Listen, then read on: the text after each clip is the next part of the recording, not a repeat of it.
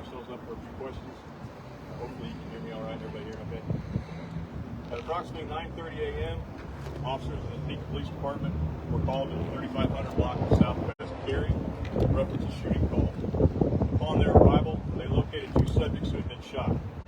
One person succumbed to their injuries at the scene, and the second person was transported to a local hospital for emergency medical treatment. That person is in a stable condition at this time. TPD investigators and officers quickly identified a person of interest in this homicide incident. TPD began scouring the city to locate this person with the assistance of our Shawnee Sheriff law enforcement partners. At approximately 10:40 a.m., TPD officers located the suspect's vehicle in a south area of the city. Officers in a marked police vehicle attempted to make a vehicle stop on the suspect vehicle. The suspect driver fled the area at a high rate of speed through many adjacent neighborhoods in an attempt to elude apprehension. The vehicle pursuit continued north into the main portion of the city. The pursuit was authorized to continue based on the severity of the underlying criminal offense being first-degree murder and the danger that the suspect posed to the community at large. During the pursuit, the suspect was firing weapons at the pursuing officers.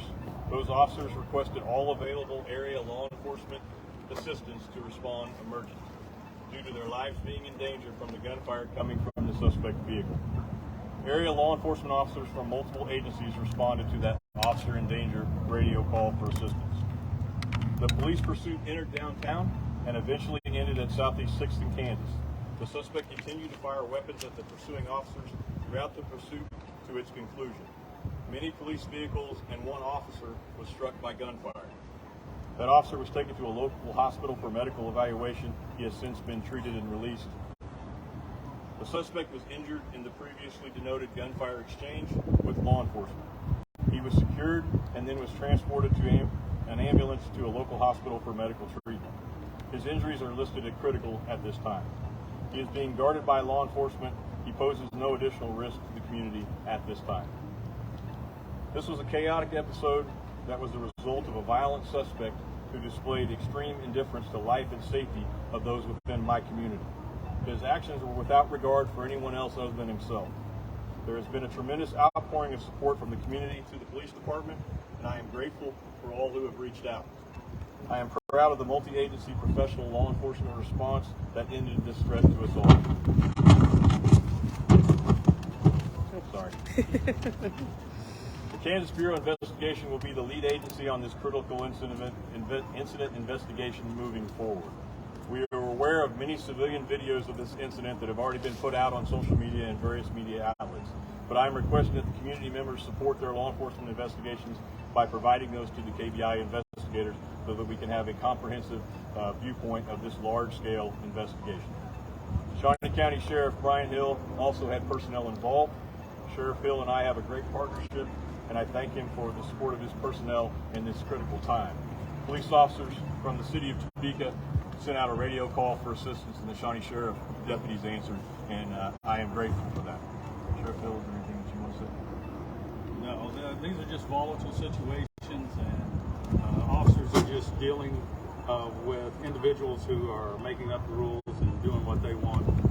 So they're putting themselves honestly in the line of fire to make sure the citizens of this community are safe, and all the officers in this area responded. So, sorry. Yeah, we'll go ahead and open it up to questions. Well, was he injured outside his vehicle, or was he still in the vehicle? That's an investigative detail that the KBI will sort out as we move through the investigation. As you can see, this is a very large-scale, chaotic investigation that involves multiple agencies. So I'm sure the KBI will factor that in. Okay, so did he? You can't say whether he attempted to get out of the car and run or anything like that. Yeah, my answer would be that that'll be the investigative detail that the KBI sorts out as they move through the process. What happened at 10th and Jackson? I saw them working on the car still to this time. What happened over there? This was a large-scale, chaotic incident that started in the south part of the city and transitioned all the way through the downtown area. As far as specific details of that location, I would leave that out for the KBI to investigate and report out on as well.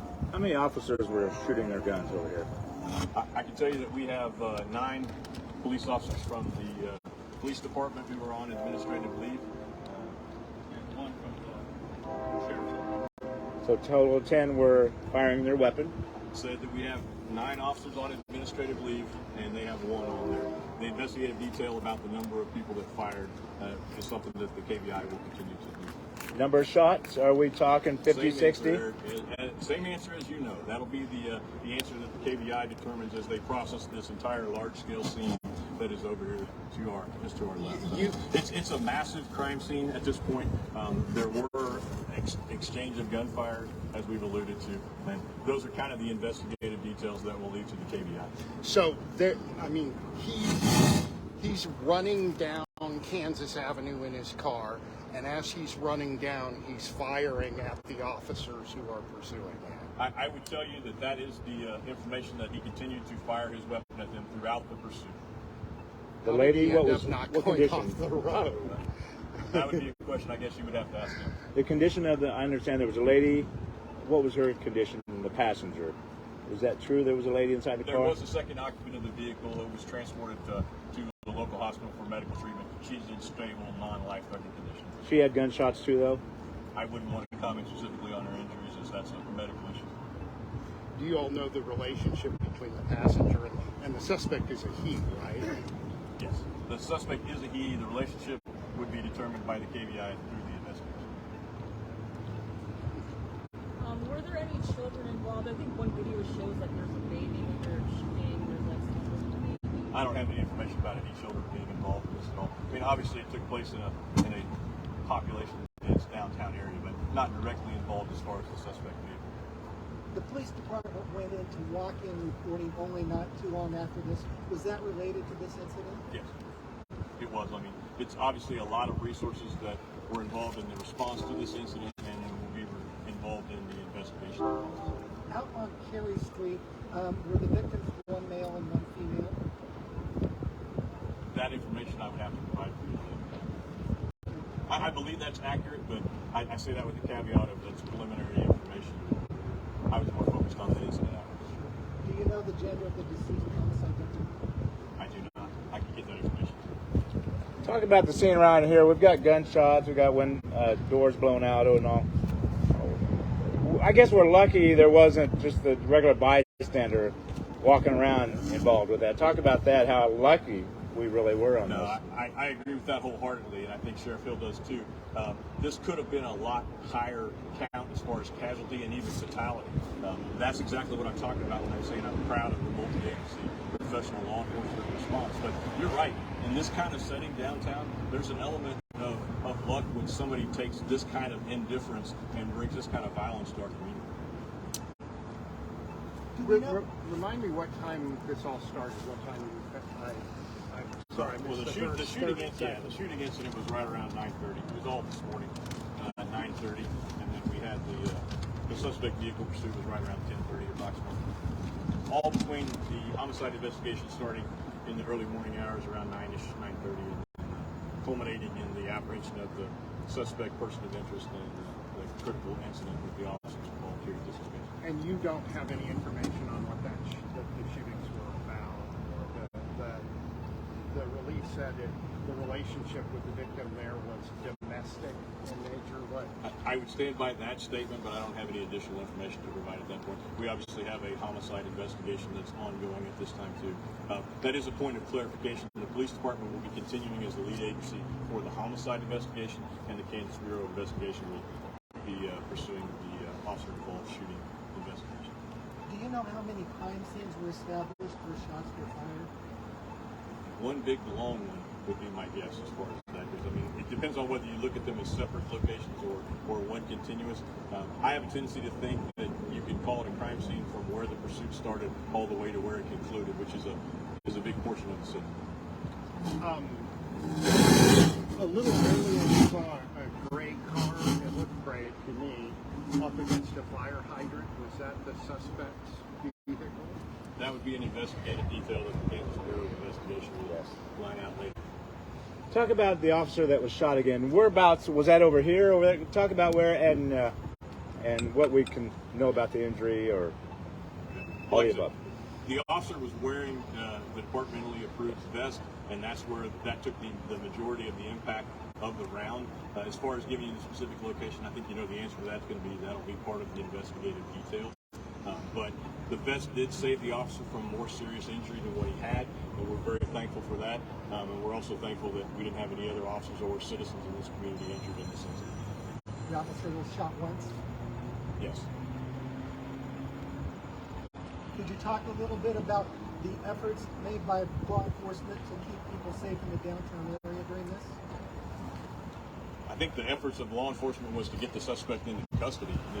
The person of interest in the homicide who was firing during an active vehicle pursuit. So I think the initial answer to that would be the officers tried to get the suspect in custody, which would eliminate the threat to the community. Clearly, to the amount that we can control what the suspect does, we certainly had the officers in the area shutting off traffic around the area and quickly secured the scene once we got to a stationary location. But those are the kind of things I would say. But the primary focus was to get this dangerous subject in custody as quickly and without any further deaths. You're not big into pursuits anymore. You kind of go about it differently. But because of the crime, all bets were off. Is that how that works? No, I wouldn't characterize it as all bets are off. I mean, it's a constant balancing act between the danger to the community and the need to take the suspect into custody. But when you have a first-degree murder suspect that you know that you're pursuing, it does start out at a higher level.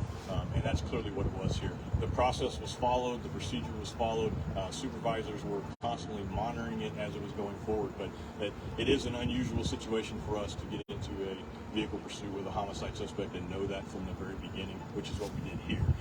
To then have the suspect up the ante, if you will, by firing at officers throughout several neighborhoods in the city, culminating with a gunfire exchange here in the downtown. At that point, there is no way to not pursue that particular kind of 1% of the 1% violent offender. Do you know how many cars, law enforcement cars, were in pursuit of him? That's an investigative detail that the KBI will get through their report. Do you know how many law enforcement cars were hit by gunfire? I know it was multiple. I don't have an exact number, but it was more than